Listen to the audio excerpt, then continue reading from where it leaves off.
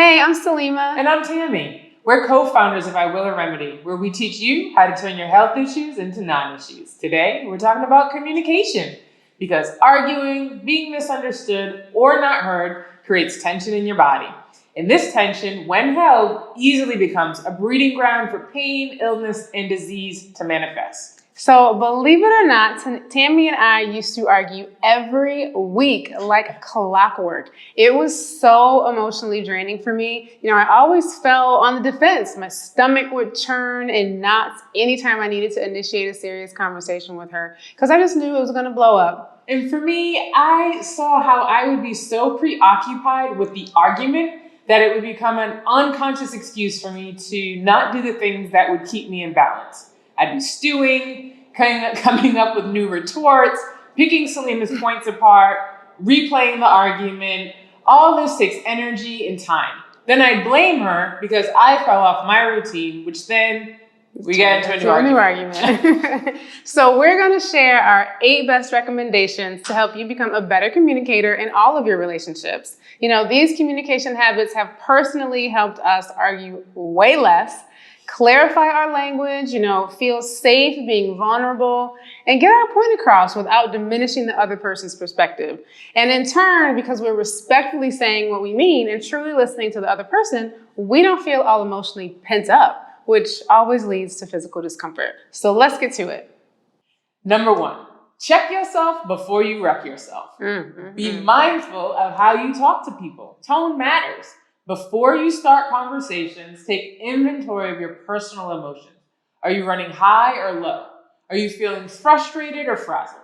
The emotional energy that is inside of you will come out, either in your words or in your nonverbal behavior, long sighs and eye rolling, or in your tone or attitude.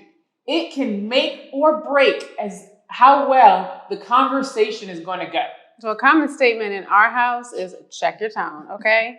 People, I know for myself, I'm much more likely to be receptive to what you're saying when you approach me with kindness, with respect, and I'm sure you feel the same. So take a deep breath before you open that mouth. Number 2, resist the low blow. You're at a crossroads here in the heat of an argument. You can deliver the jab or you can just stop talking. The former is very easy because you know exactly what to say to hurt somebody's feelings. We all do. The latter choice is much harder because it requires you to let go of the ego, to exercise some restraint for the highest good of the relationship. Going for the low blow can make or break an entire relationship. So take the higher road consistently over time. This builds trust between you two and creates a safe space for vulnerability and honest communication. What helped us resist the low blow, which is easy to reach for, is taking a break. As I would go for the low blow in my, in the way I process, I would want to outwardly process the whole thing with Selima, which means all those mean things that are easy to say and easy to reach for would be said to her. But hard to take back. Impossible to take back. Can't make you unhear it. So I would do that, and by the time I got to the heart of the issue, she wasn't listening anymore. So what I learned I had to do was I had to pause, I had to walk away, and all those easy to reach jabs and all those mean things that were top of mind, I would say them out loud to myself, or I'd say them to myself. I'd work all through them. And then when I got to the heart of the issue, then I could go back, have a conversation that was productive. Right. Number 3, develop some heart rate vision. Like your person, your partner, your friend, everybody makes mistakes, and so do you. Heart rate vision helps you see that the person you're interacting with, they're trying to make changes, they're trying to listen to your feedback, and they're seeing that even on their best days, they stumble. Change is not easy, nor is it natural, even though it's required. Heart rate vision helps you access your well of empathy, forgiveness, compassion, and patience as you and the people you're interacting with, as you're becoming your better selves.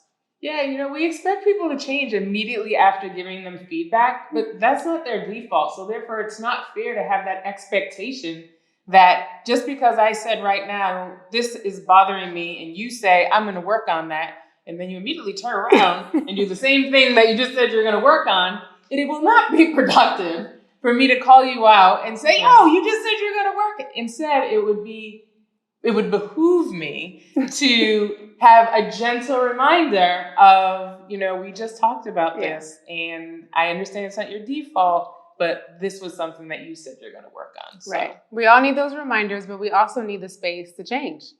Number 4, find another way in. If you are upset, but you don't feel like you can communicate your concerns without the discussion turning into some kind of heated argument, you have to find another way to communicate. For example, if you normally talk in person, send an email, write a letter. Yo, Selima is the queen of a text. Even to this day, if we are having a disagreement or what have you, I will get a book-long text that comes in that clearly defines everything that she is feeling, thinking, what she thinks I could do, should do, is a whole book. And owning my own stuff. And owning your own stuff. Whereas I am a speaker. I need to sit down and have 10, 20 conversations to get it all out and to get to the heart of the matter. So if you normally write or text, ask your person if you can sit down and have a conversation. The point is to get their undivided and unguarded attention, and to also give you the opportunity to share your feelings and your concerns, your feedback in a safe way. And another point of note, if you are a talker, as I am, not just rolling up on the person and just start talking as if they weren't doing anything. Asking, do you have a minute for us to have this conversation? Yes, I'm so glad you said that, Terry. I figured you would be. Number 5, look under the rug. Anger is a surface emotion. Lack of sex is a symptom of a larger problem. For us, it was arguments over orange juice and brunch. Now, you might be saying, that's ridiculous. What were you arguing about orange juice and brunch? That's what Selima was saying. Why are we arguing over orange juice and brunch? It had nothing to do with that. So I'll quickly tell you the orange juice story. The orange juice story was we were out and I asked Selima for a sip of orange juice. Mind you, she had a full glass and she said, what'd you say? No. And I was appalled. Clutched the pearls. I was so upset because what that meant to me was that you weren't willing to share when you had what I interpreted as more than enough. And so if you weren't willing to share your orange juice, I didn't think you were willing to share your life, which then led me to the next step of what are we doing? What is the whole point of this relationship, of all of these whatever together, if we're not going anywhere, right? And so that was the orange juice story. Can I share my perspective? Of a fight. Can I share? Of course, absolutely. So the orange juice for me, I eat in a very particular way. Everything has to happen in the same bite. I need all of the flavors. So it's a sip of juice and it's everything, a little bit of everything on the plate. It had nothing to do with whether or not we have a future together.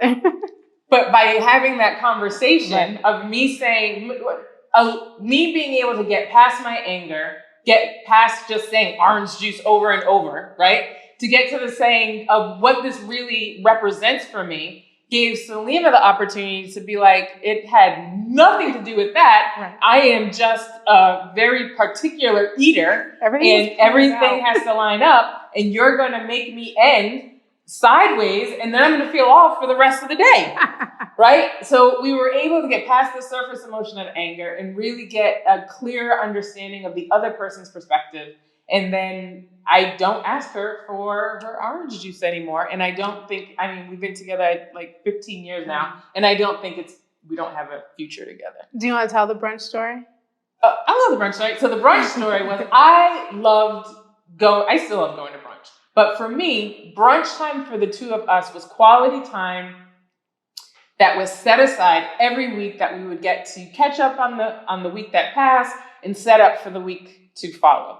And every time I'd say, let's go to brunch, and it was always on Sunday. Whenever I'd say, let's go to brunch, Selima would always be like, I don't want to go. And she just didn't want to do it, which made me think, again, that you don't want to spend time with me. You don't want to spend time with me. You don't want to have quality time with me, which again brought me to the next question. What are we doing? What is the point of this? If we can't even sit and have this dedicated time. And I remember we were sitting in our car at the time on the street having this conversation, And I was just so hurt and so upset that she didn't want to spend time with me. But when I was able to let my anger subside and I was able to listen to what she had to say, the reason was money. It was expensive going every week. I think by this time too, we lived together. So it's not like we weren't spending time together. It's just like, why do we have to go out every weekend to spend more time together? Can we go to the park? There's no food at the park. But anyway, and then we came up with the resolution that it wasn't every week, right? It wasn't every week. Well, it wasn't every Sunday that we went to brunch. It was maybe like once a month. Yeah. And we both respect, and that was the compromise of us both respecting what was important to the other. Right. Well, you can't get there if you can't get through the anger. Right. If you can't just keep saying orange juice, orange juice, orange juice, you're going to get nowhere. Number 6, put your sign up. So I'm going to explain what this means. Like, you know you best. So when you are in a funk or you're in a bad mood, just tell people. So I made up the put your sign up, my sign is up rule in our house. And it's really a gentle way of saying, like, not right now. That doesn't make the other person feel like they're doing something wrong. Your sign could be up because you had a rough day at work. You got an upsetting piece of news because you're just working through something internally. Or maybe you don't even know. Maybe you just want to be left alone. And so the point is that no one's in your brain or in your experience. So they don't need to bear the brunt of your frustration when it has nothing to do with them. So simply telling them, my sign is up, that's a very kind way of just telling them that you need a minute. Number 7. The facts versus the story. There is a big difference between what happened and the story that you created about it. For example, your spouse missed dinner because of traffic. These are the facts. The story that you may have made up is that your spouse doesn't care, is inconsiderate, doesn't like your cooking, and was looking for a way out of eating it. This ties directly back to the first thing about orange juice. Right? That was something that I made up in my mind, and that just wasn't the case. So you see the difference? The story leads to a heated conversation and unnecessary arguments. Facts lead to understanding. It's best to dismantle the stories and talk about the facts. Then you can talk about how the facts made you feel. In the above example, your spouse's late arrival made you feel insecure. When you talk about it, you can find a win-win where your spouse sends over a quick text or phone call to let you know that he or she is stuck in traffic. Yeah. And number 8, ask, don't assume. When you need help, ask. You have to open your mouth. When you want your friend or your partner or somebody to do something with you, you need to ask. When you need clarification, you need to ask. It might not be obvious to other people that you need help doing the dishes or running errands or whatever the case may be in your own life, because nobody's in your experience.